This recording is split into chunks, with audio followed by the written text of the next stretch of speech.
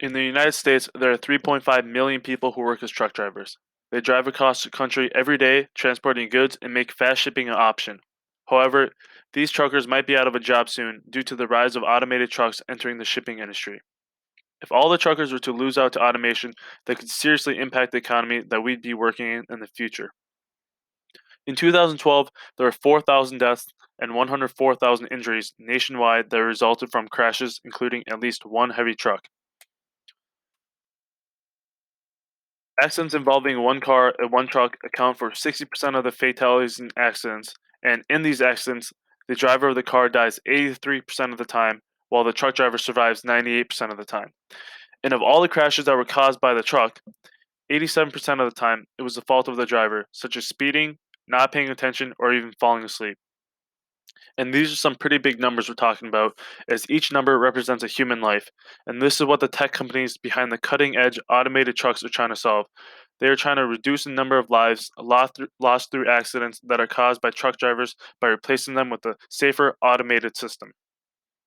Replacing the truckers with AI would also help the truckers to live healthier lives. A poll done by Knoxville based Professional Drivers Medical Depot found that 65% of truckers rated their health as fair or poor, and another study done by the state of Washington found that 40% of truckers are obese. Long periods of sitting and staying up through the night impact the metabolism and their circadian rhythm, which can lead to an increase in body weight. One Yale swimmer who just barely missed out on the U.S. Olympic swimming team, who was at his peak physical shape, found that he gained 15 pounds in just 2 months of living the trucker lifestyle. On top of obesity, truckers are smoking more than any other profession. And both these factors, along with many more, contribute to the short life expectancy of truckers at just 55 years. And this is quite low considering that the average lifespan in the US is 78 years. Implementing self-driving trucks to help lower the number of deaths caused by accidents is one thing, but implementing them to try and save the truckers from their unhealthy lifestyle is another. One former truck driver named Rich Cohen wrote that seeing tech companies trying to liberate and free the truckers from their job is enough to make him weep. And Cohen is not alone, as millions of other truck drivers also feel the same passion and love for their jobs, as many of them idolized and wanted to become a trucker ever since they were kids.